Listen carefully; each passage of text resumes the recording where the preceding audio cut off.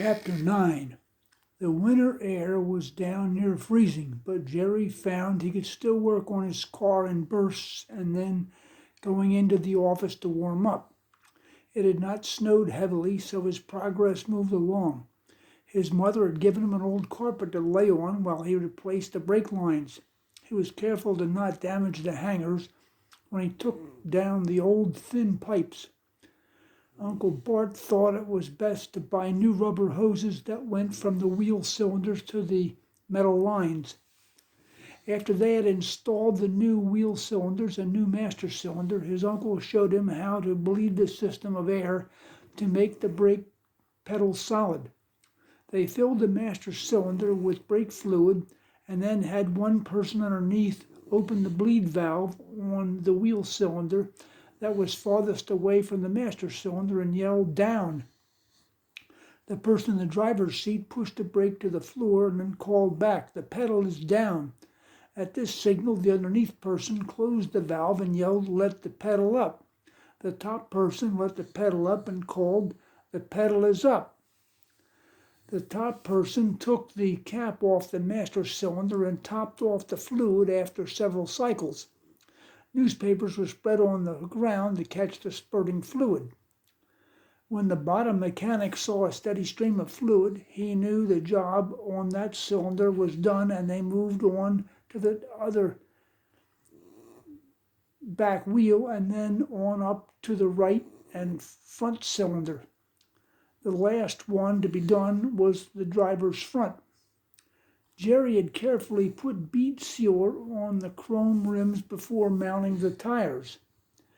"Man, those are going to look bad," remarked Clem enthusiastically as he walked around the corner. "That is going to be an immensely bad car. Woo-wee." "That is the plan," returned Jerry, laughing. He then went on to put each wheel on the balancing machine to add weights where they were needed. Because he had only 3 finished wheels, he decided to put one wheel from the sedan on the convertible so they could push it around. "I'm impressed with your progress," said Uncle Bart. "This thing is moving along. And oh, I thought of something else to put on your list for when you go to another junkyard. Look at the mirror on the Phoenixville car. Whatever type it is, find another one just like it. Box Novas can have a couple of different mirrors. You need a match set so you can put one on each door." "That will look cool," agreed Jerry. "Most of them are long and slim with points on the front and back. Just make sure they're not all rusted. Anyhow, I have some time. A bay is open and Clem is here. We can install the windshield." "I'm up for that. How do we get the sedan windshield out?" asked his nephew. "Okay, take this utility knife out to the car. Go inside and look at the inside seal. There will be a fat bubble that goes around the whole windshield between the glass and the metal. It looks like a fat rubber hose. Go around the whole gasket, cutting the fat bump. When you get that done, tell me." The boy zipped out to the car and climbed in. He could see the fat bump going around. The rubber sliced easily as he moved the blade along. "The seal is cut all the way around," Jerry announced as he re-entered the office. "Excellent," responded Bart. "Now, get 2 putty knives and 2 flathead screwdrivers and round up Clem." The boy grabbed the tools and called into the garage for the other boy. "Now, Jerry, what kind of shoes do you have on?" the mechanic asked as the 3 walked across the driveway. "Sneakers." "All right, they will do. Actually, any shoes would work, except if you had golf shoes," Bart said, trying to be funny. "Just make sure you do not have any small pieces of gravel in the treads." Jerry lifted his shoes so he could check the bottoms. "Okay, Clem and I are going to be outside to pry up on the gasket. Jerry, you sit in the front seat and put your feet up against the windshield. We will tell you when to push out." Bart and Clem began sliding the screwdrivers under the edge of the seal, starting at the top of the windshield and working their way to the sides and then down to the base. "Start to push with your feet," Uncle Bart commanded. There was a puff sound, and the windshield was out. Clem and Bart lifted it out over the hood and carefully carried it into the garage. Jerry held the door as they passed through. So far, so good, observed Bart. Lay it on this old carpet section. Take your utility knife and clean off all the old rubber. Clem and I will roll the convertible into the garage. After the glass was cleaned up, the next steps were planned. I want to make sure we create a watertight seal. So take a rag dipped in alcohol and rub down all the metal where the seal is going to set, instructed Bart.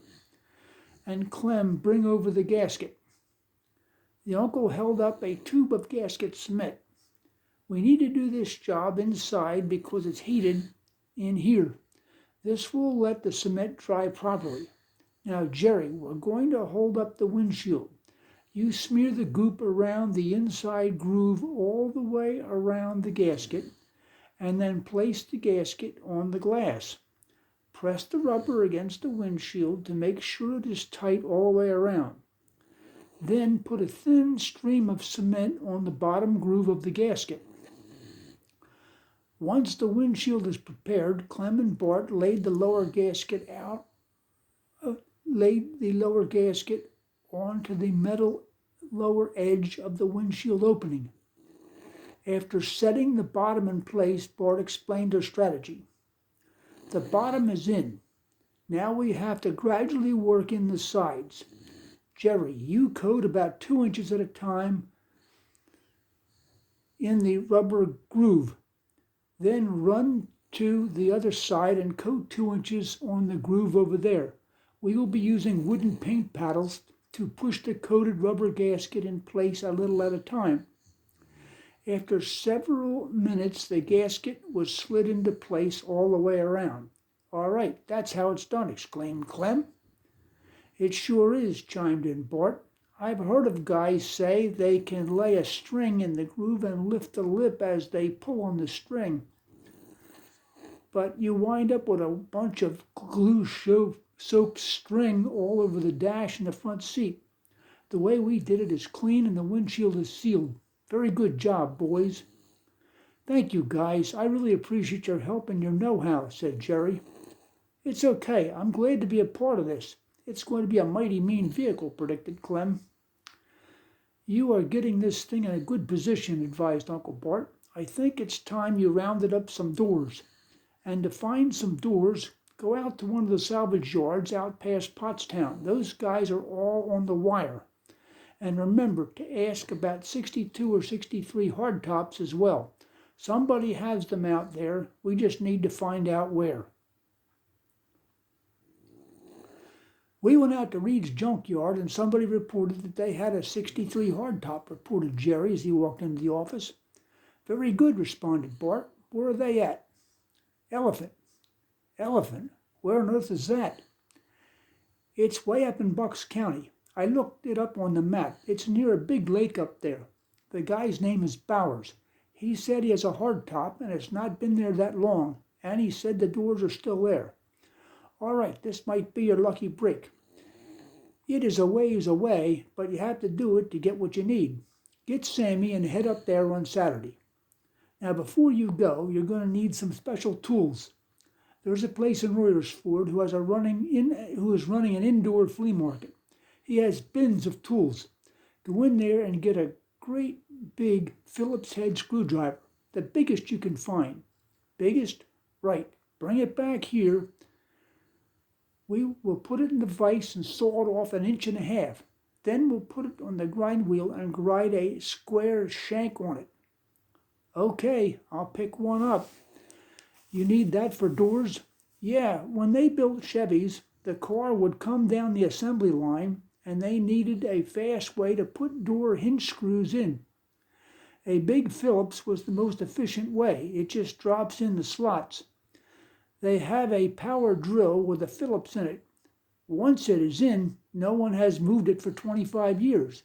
If you walk up with a big Phillips, it will try to hop out. No matter how hard you press on the handle, it will climb out. And every time it climbs out, it tears the metal a little bit to make the next attempt easier to climb up. So, you put this sawed-off Phillips on the screw. Grab it with the vice grips. Then have Sammy push on the door against the back of the tool, and the screw will crank. Once it breaks, it will come right out.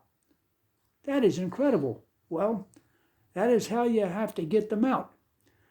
And get several door screws to have around for the future in case you have a door screw that does not want to cooperate. I'll put those on the list, agreed the boy. After you make the door tool, go out to the Phoenixville sedan and try it out there. You sometimes have to put a steel bar behind it to get the leverage just right, but it will do the job. If you are doing it here at the garage, you can drill out a door hinge screw. But at a junkyard, you have no electricity to run your drill. So use this gadget and win, assured Uncle Bart. After driving for 2 hours and asking directions twice, Jerry and Sammy made it to Bauer's junkyard.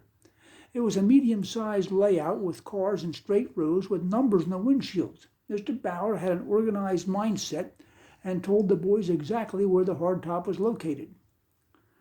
There it is up on the rise, observed Sam, and it looks to be in decent shape. Yes, it does, said Jerry hopefully. The door on this side looks straight. What does the passenger side look like? It's good. I think you're going to be in business. Let me see what the inside panels look like. The color's off, but they are not destroyed. Uncle Bart says they can be recovered to match the seats and or interior. Say, take a look at this front bumper. It looks pretty nice. Jerry walked around to the front to inspect it. That is nice.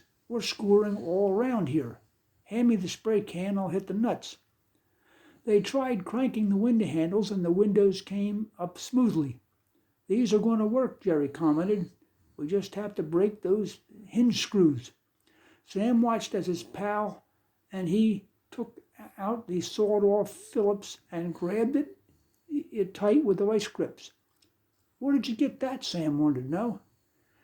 We made it out of a big screwdriver. Uncle Bart says it is very hard to break door screws and this thing will make it possible. Now I'm going to put this on the screw. You close the door and put pressure on the back of the tool. With the two boys working together, they heard a sharp crack. Sam opened the door while Jerry backed out the screw. Now we're cooking, said Jerry, happy with the progress they were making. 1 down and 11 to go, Sam said. Yeah, I'm going to leave one in the top hinge to keep the door from swinging out when we are working on the bottom ones. I see what you mean. It will hold it up when you take out the last screw. In time, all the screws were removed and the two doors were carefully set on the ground. Now we will take a shot at the bumper bolts, said Jerry. Give me one more shot before I tackle them. Give them one more shot before I tackle them. Once the bumper was off, Sam asked if they should take out the bumper supports or the splash pan. Jerry thought about the idea and answered, no, the parts of the Phoenixville car are good. He took out his parts list to refresh his memory. This door has a mirror on it that will match the one I already have. These seats are too far gone to be of use. I believe we are done. We will have to take 3 trips. I don't want anything to happen to these doors. Let's roll down the windows, and then you can take the front and I'll take the back. We will carry it flat, Jerry suggested.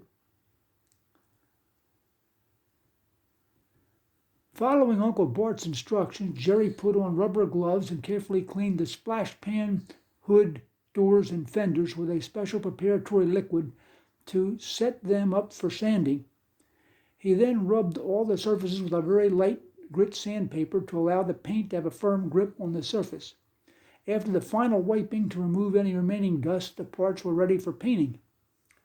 Okay, before you take this load to the body shop, go out to the convertible and look at the metal plate on the firewall, instructed his uncle.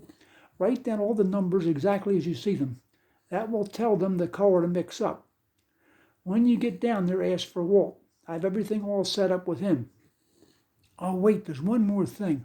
I want you to mount that rear view mirror on the passenger side door before it is painted. Measure the location exactly on the driver's side door. Actually, take the mirror off before you go. It will make for a better paint job. Get a really small Phillips screwdriver. There's a little hole in the back of the mirror base. There's a little Phillips screw in it. Reach in there and break it. Once you get the screw out, the mirror lifts off. You will then be able to see how it's designed. There's a little L-shaped brace that's screwed onto the fender. The front end is bent up, which hooks the bottom of the mirror. There's a threaded hole in the L that takes the Phillips screw. Measure where the hole is and drill the right door. I think there are 2 holes for the brace. When the door comes back, it will be all ready to go. And don't lose those little screws, they are unique. I will get right to work on it. Get the one off the sedan first. Then you will have the brace support to use for the pattern for the holes. And if the bit you choose to drill the holes is too small, you can always ream it out. But if it's too big, you can't put the metal back. Jerry thought about this as he headed for the Phoenixville car with his tiny Phillips in his hand. Yeah, that makes sense.